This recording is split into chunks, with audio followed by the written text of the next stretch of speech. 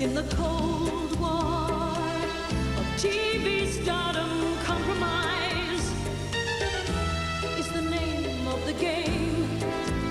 It's the money or the gun that drives you on, the money or the gun. Bank cards, your plastic explosive, your checkbooks are Colt 45. You overspend, and it's the end. You can't afford to stay alive. It's the money or the gun that drives you on. Choose now, the money or the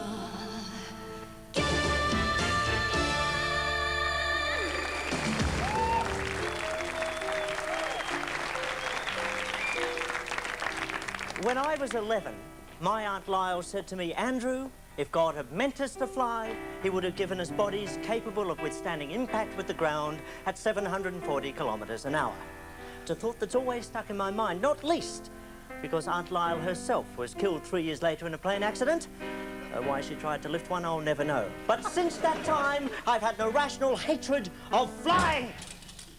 Now, if you're like me, then this show is for you, because tonight, stuff objectivity, stuff it! We're going to express all our deepest fears about flying. We're going to engage in a cowardly and unremitting attack on planes and all who sail in them.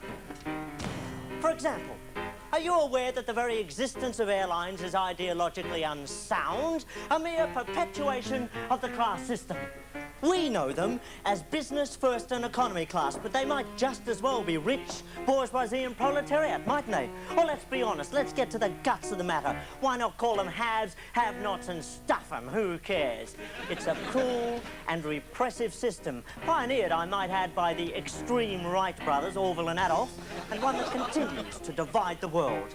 For example, in India they have Brahmin class seating, which is very nice, thank you very much if you can get it, and untouchable seating, which is on the wings with rags to clean the windows. In Iran, only men can fly, while the women have to walk 10 feet behind the plane. It makes me puke. Only in Russia, with good old plunging into the ground aeroflots, do they dispense with class distinctions altogether. There, all citizens travel equally, and members of the Politburo travel British Airways. But I'll tell you what, flying's worse than just being ideologically unsound, it's sexist. Have you ever stopped to consider that all planes are penis-shaped, huh? And why is that, huh, Scott? And think of the man who invented the jumbo. What was he trying to say? I mean, was he boasting? Or was he just trying to overcompensate? I ask you, flying's like that. It's a bastard's industry. But I'll tell you what, the thing that most upsets and annoys me about flying, it scares me witless. And in that, I'm not alone.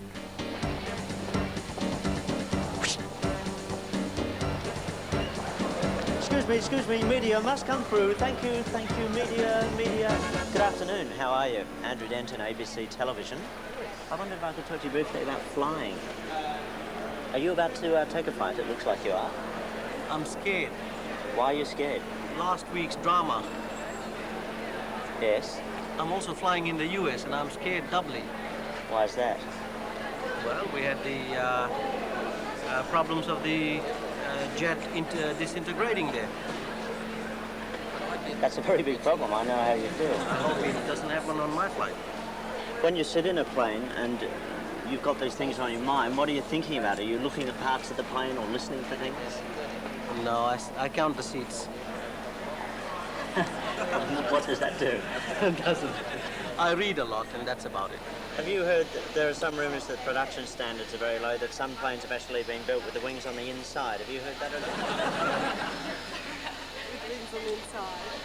What do you mean by that? Well, actually built with the wings on the inside. They were built so badly that nobody noticed until they actually got out into service. What is this show?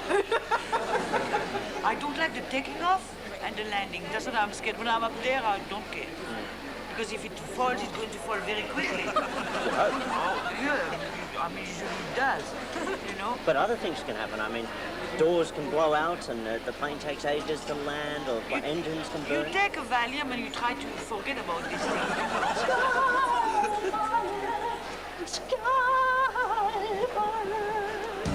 Oh, we can't go here. Oh, restricted area. Come back. Come on. Good afternoon, Andrew Denton, ABC Television. How are you? Wondered if I could talk to you just for a second about flying. Yes? Yeah? Are you about to fly? We are indeed. We are. You're trying to scare us, are you? No, not at all. No. If I was trying to scare you, I'd go, wah! No, I'm not trying to scare you. Have you ever had a bad experience flying? Well, when you're about to go away and you hear about lots of crashes, you look for 3 and then you think that's fine. You're not going to have a crash. The bad things come in threes, right? Yeah, they do. Who's to say it won't be yours? Because we're lucky. We're Australian. Come on. God's own people, right? Yeah. Up in a puff of smoke. Good afternoon, sir. Good afternoon. How are you? Right, Andrew Denton. Oh, I'm good, thank you. I'm from ABC Television. I wondered if I could talk to you briefly about flying. I think I'm running a bit late for that, thank you. I might pass. Oh, you might pass? Well, have a good flight. Thank you. Survive! Survive. So there you have it. Fear of flying is commonplace. Someone you know may have it. Someone in your street, someone in any street, someone in E Street. Famous actress Penny Cook. How do you do? Hello. You were here for your pregnancy test. Please sit down. No, Right, I've got it all here. out Ellie Fielding, out, Fine. out exercise Ellie. Penny Cook, Andrew Denton, ABC Television. Oh, hi, Penny Cook star. Yes. You don't want a pregnancy test then? Not immediately, no. Someone else had one and it was dead. Oh, no. That's terrible. She's working on GP now, actually. I thought all this stuff was fake on E Street. No, that's real wee. Real we. That is real wee. Great, so I can piss in my own pocket. Thank you very much. I heard you say that. Yes. Well, Penny, fear of flying, that's what we're here for today. Oh, I know. And Oh, you're very frightened, aren't you? it's a big subject. It is a big subject. Come on, handle it. I will. What is it that frightens you most about flying? The aeroplane. Good thinking. And what specifically about the aeroplane? I don't own it. You don't own it? And I don't know how to drive it, and I don't know how to put the wheels on and things. Yes, I actually, that's good. I was hoping for a Something larger really answer awful. there. You know, something like wind shear or clear air turbulence. Oh, well, yes, and ice on the wings where the wings drop off, or, you know, How many times did that happen to us? a lot, and a lot of flights coming from other countries, Yeah. and the Hitting airspace your getting flight. muddled up and hitting up. Yeah. But it's yes, all of that counts actually. But you know, supposedly, according to Dustin Hoffman's movie, our airlines are the ones that are the safest. That does work the other way, of course, Penny, you understand. Well, it I does mean, because we get very complacent. Oh, more than that. I mean, statistically now we have the largest chance of having an accident. Well, yes, because do you know that when a plane crashes, people book automatically onto the company's planes the day after the crash happens. Because they think it can't happen Because twice. it can't happen twice. But then the other day it did happen twice. Fools. Weren't they silly? Wouldn't you have regretted You've booking got to on that laugh. flight? Well, they don't have to, but we Well, they can't. Did you know that in, it's the Alaskans, well, I'm sure it happens here, but it has wired me here a couple of times. But there is a possibility the Alaskans weigh much more than other Americans, and it was being investigated Yes. during, well, not during a plane crash. No, of course not. No. Very hard. No, after a plane crash in 1987, where the plane crashed, and they weighed the dead passengers Yes. and the live passengers. And supposedly the average weight is 75 kilograms. The average weight of the dead passengers was 86 kilograms. Now that's an awful lot more weight. So what you're saying here is don't fly Air Alaska. Well, don't fly any air if people are fat next to you. Or don't, if you're fat, be responsible enough not to take any extra luggage. Any luggage. I bet Karen Carpenter was popular on airlines. Well, I would have thought so. She's one of my favourite people, and I think that's why I aspire to being someone like Karen Carpenter. Penny, she's gone now. Face it. No, I know that. Oh, good, that's good. And the other one that was being inspected, the poor pilot, I mean, he had nothing to do with it, Yeah. but he was being inspected as a pilot to see Yes. if he was capable of coping as a pilot. And the inspector actually went mad on board and said, let's get the Japs, and started trying to shoot people out of the air. Now, it was a normal domestic airline. And I think put the plane in a dive. Well, he'd gone back to the war years, which is a bit of a worry, I think. Do you actually fly often now? No, I don't. I had a really horrendous thing actually happen to me, Yeah. myself personally. Well, yes, and a star. And Yes. when I was a star with another network, I went on a helicopter. Most helicopter pilots in Australia don't question, Mike, the fact that I'm No, a star. that was Channel 7. Oh, yes, it was Channel 7. Yes. Oh, yes, no, that's fine. I'm quite happy to mention that, Yes. except that all helicopter pilots are mad. And I went on a flight with a helicopter pilot. I'm not good in helicopters. And we got to Brisbane. We were in Brisbane.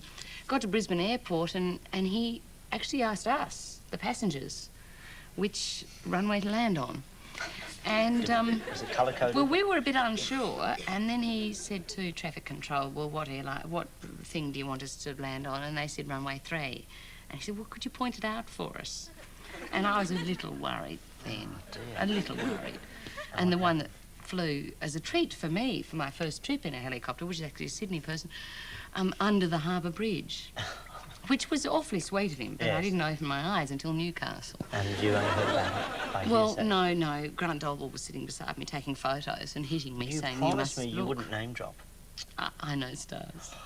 I'm sorry. Well, Penny, thank you very much for your time. I can't tell you what a thrill it is. I'm sure it's been a huge thrill. It has been a thrill which I can't describe. No. While I'm here, is there any chance I could look around? I've never been on a proper TV set Haven't before. you? No, could I? It really is a proper TV set. Yeah, can we? Oh, glad David Hill doesn't watch this, but let's do it. Oh, he probably does. I doubt he watches the ABC. He doesn't seem to know. Well, look, this is the rest of my medical centre. Yeah. And It's almost... that's a bed. It looks Well, so no, real. it is real. It is real. It's the curtain's just a little low. Yeah. We'd be fine for someone of your height, but it's not. And what's over here? Over here, we have the pub, So you have which a is pub. just the No, back hang on. of the Can medical we centre. Can we just see this for a second here? We've got a pub right next door to the medical centre. Because that's how one gets one's patients. Oh, I see. You get alcoholics, chronically depressed people, Absolutely, things like that. myself included. This is the pool table. Yes, we see that. And it's real. Channel 10 can afford a real pool table. It is. It's a bit grubby. I'm from the ABC. Doesn't that mean anything to you? Sorry. Yeah, good. Sorry I don't to have interrupt asexual again. diseases. Look, can we actually... It's a little bit difficult, you see, because the crew don't get many benefits, but they get their game of pool, so we've Okay, just well, got to be a bit nice. Red bottom pocket. Thanks, fella. Can we just come here? Now, where was Joe Hashem and Mr. Godolphus and all of them? They were over that side, and when I did the rest of the years, Yes, my main set was just here, actually. just here. My first episode of the rest of the series. In fact, where we're standing now, Yes. I hopped through a window very similar to this. In fact, it may have been the same This window. very window, yeah. To hop into bed with Mick Hedstrom. It's very interesting. And what? This is your office, is it? Yeah. I've never watched your show, actually. I must apologise. I think it shows, but I wouldn't worry because we're rating quite well now without you. It's a good show. Well, I think if you privately won't perhaps get the viewers that Oh, we no. deserve. See, I like quiz shows. I'm interested to see it. Oh, really? Yeah, Oh, well, that's fine. Is there a wheel comes in here or what? No, but this is it. Oh, this is the wheel here, is it? This goes, it just is a bit stiff Yeah. because not many people have been writing you. Well, Penny, And- look, thank you for a tour of a real TV show and a real TV station. Thank you. If you've got your Medicare card, I could bulk bill you. Oh, yeah, of course. Sure. I've just got to find the machine. Thanks very much. Great. See you in a minute.